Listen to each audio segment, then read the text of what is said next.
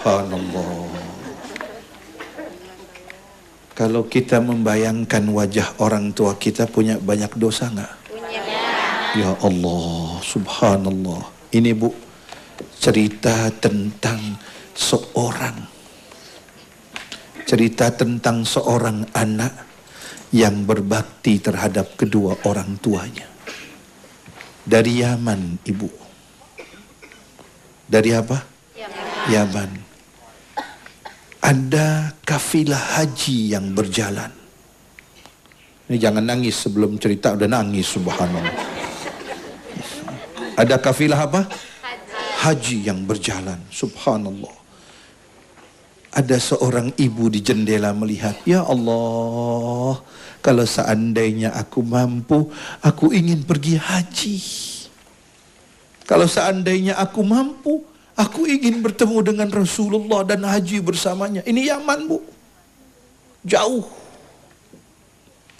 Anaknya terperanjat. Ibu mau pergi haji. Enggak, ibu hanya menghayal saja. Ibu ingin pergi haji, tapi bagaimana? Kaki ibu lumpuh. Enggak ada yang bisa untuk membuat ibu berjalan. Tidak, Bu. Kita punya onta. Onta kita 4. 2 kita jual. Yang besar untuk ibu, yang satunya yang sedang hamil biarkan tinggalkan. Nanti kalau kita pulang dia sudah melahirkan. Ibunya pikir dia akan naik di mana, Bu? Di ontanya. Subhanallah. Akhirnya apa yang terjadi? Dijual ontanya. Ini bukan, maaf ya Bu, ini bukan cerita Kopingho ini. Ini betul-betul kejadian. Dijual, Bu. Ontanya dijual.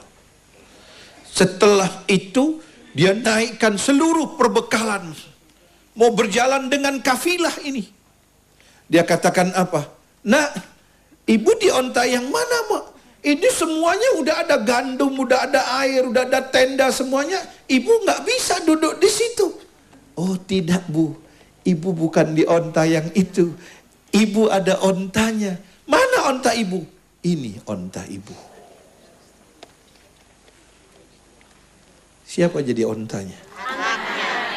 Kalau anak kita sekarang suruh beli kerupuk nggak balik-balik, Bu, subhanallah. Subhanallah.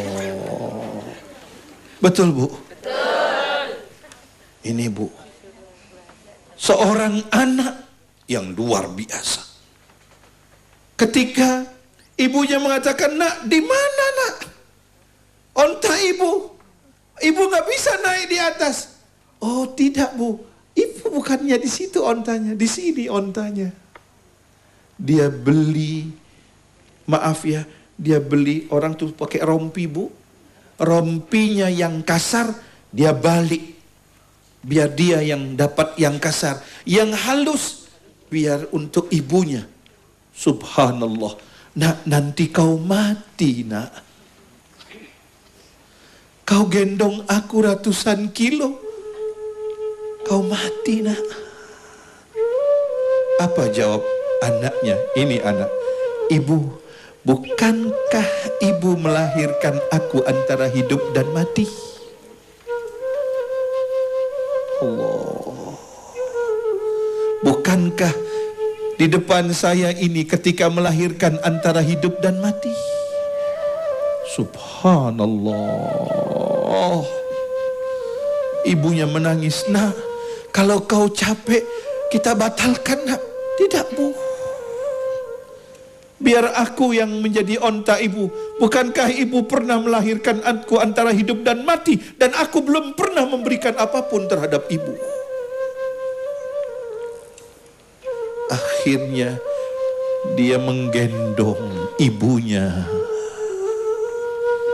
Diajaklah ibunya untuk pergi haji bersama Rasul sallallahu alaihi wasallam.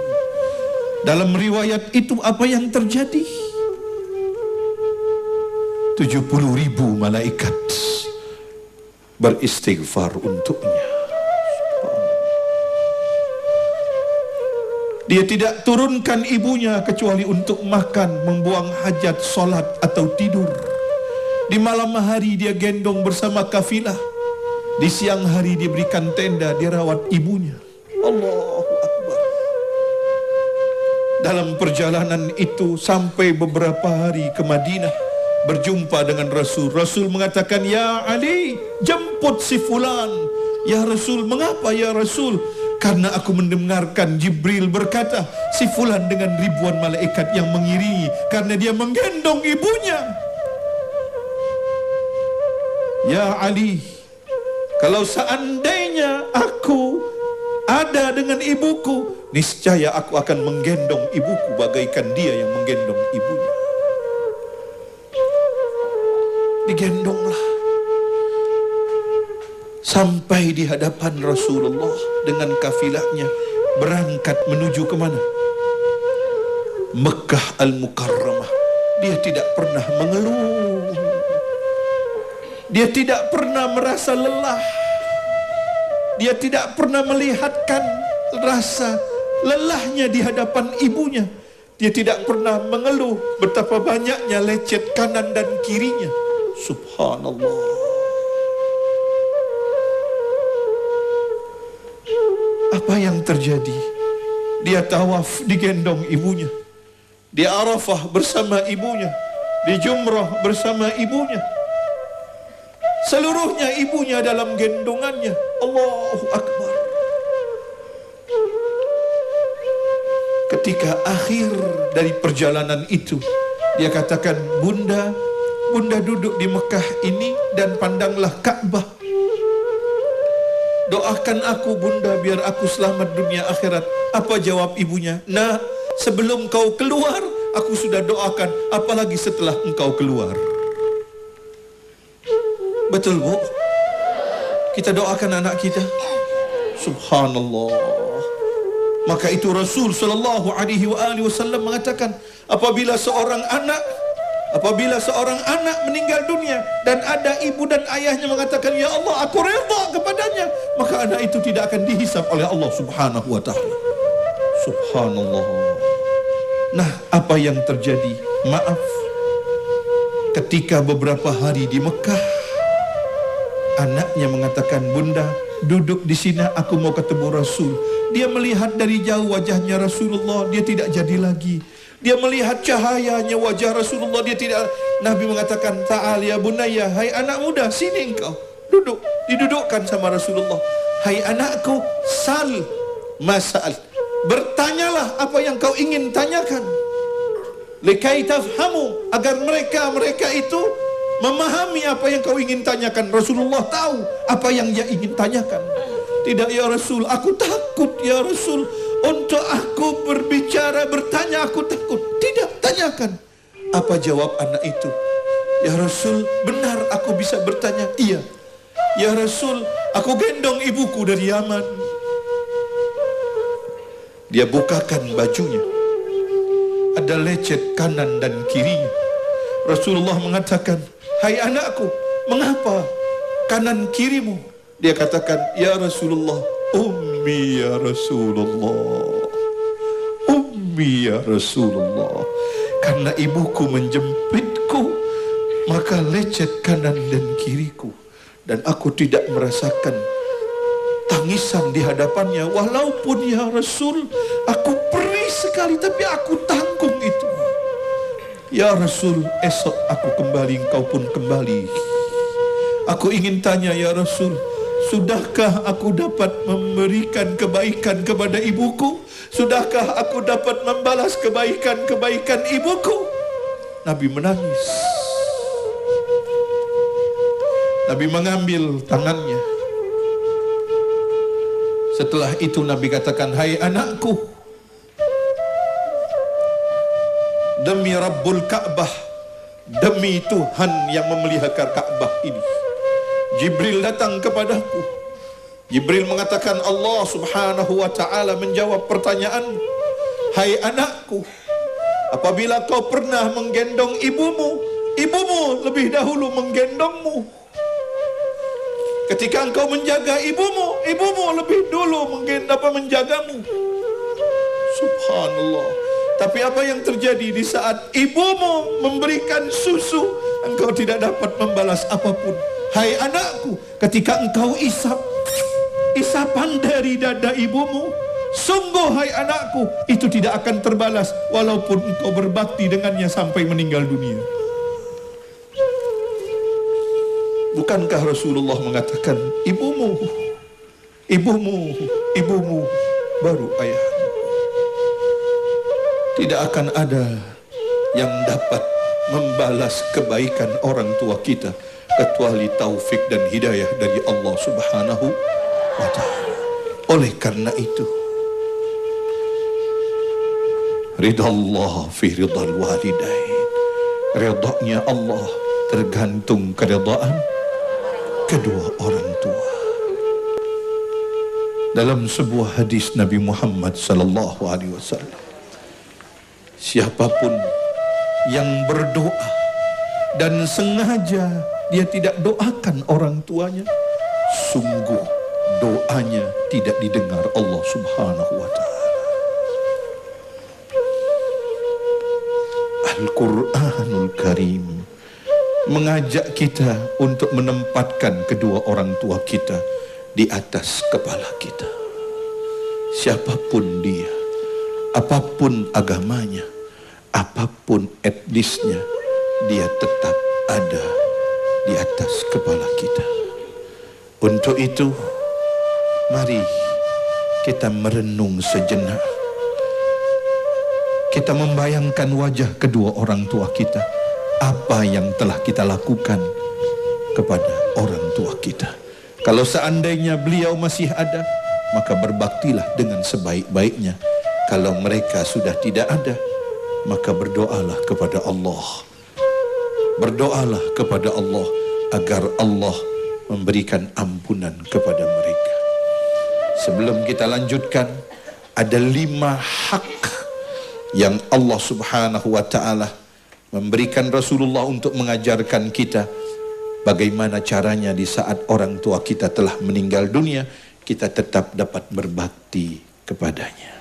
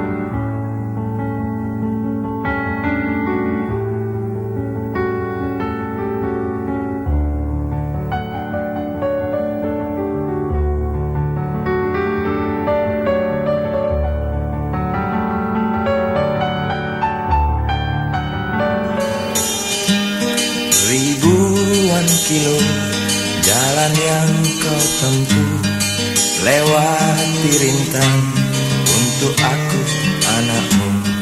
Ibuku sayang masih terus berjalan, walau tapak kaki penuh darah, penuh nanah. Seperti udara, kasih yang engkau berikan, tak mampu ku membalas. Ibu,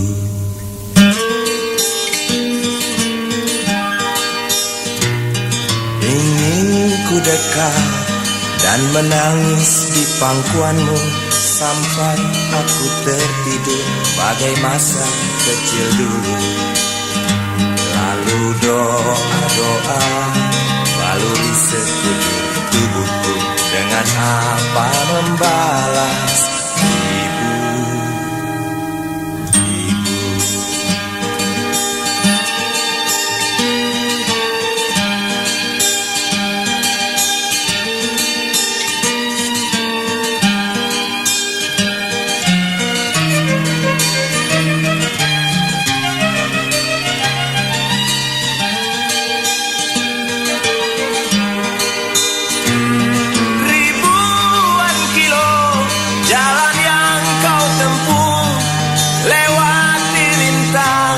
Untuk aku, anakmu, ibuku sayang, masih terus berjalan. Walau tapak kaki penuh darah, penuh nanah. Seperti udara, kasih yang engkau berikan, tak mampu ku membalas.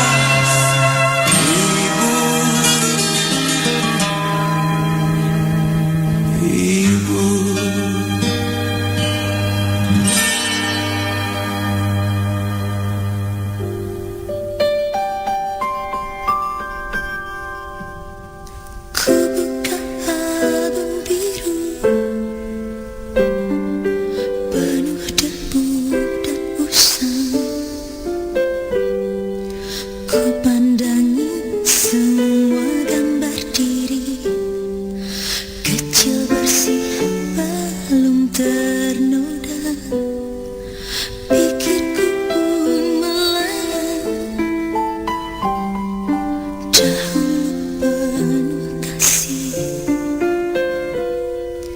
teringat semua cerita orang tentang riwayatku.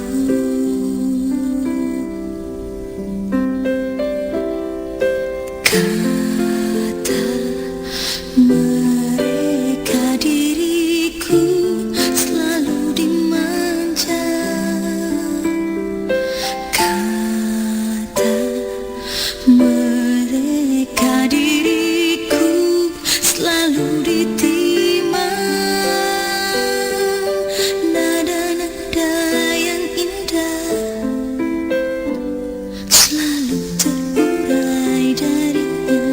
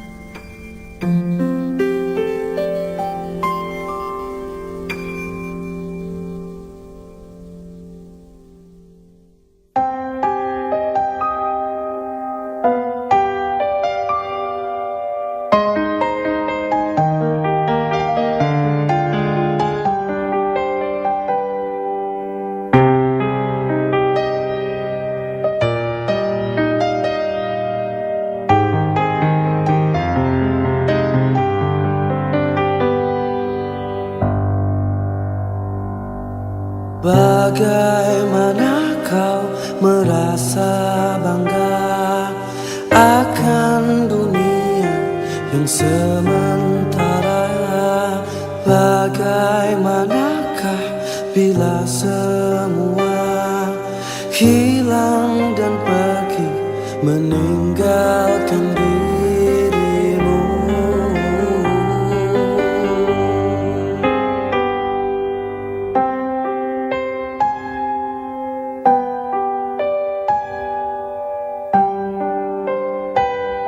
Sekali lagi terima kasih.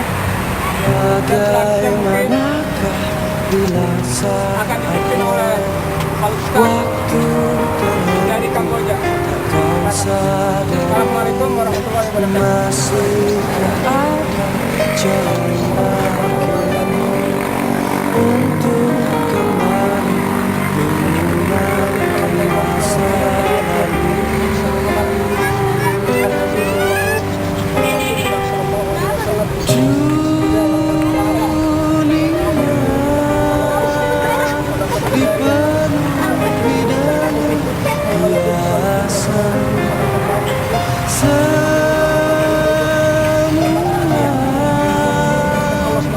Dan segala yang ada akan kembali padanya.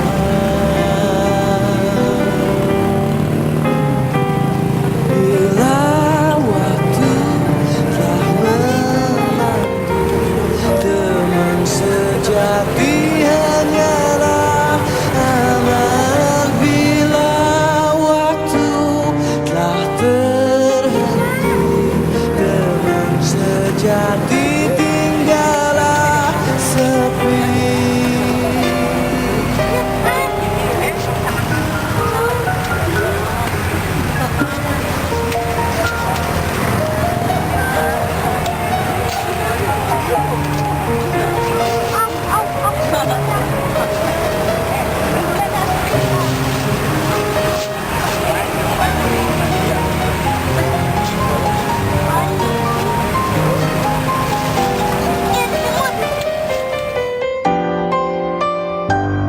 Bila waktu telah memanggil, teman sejati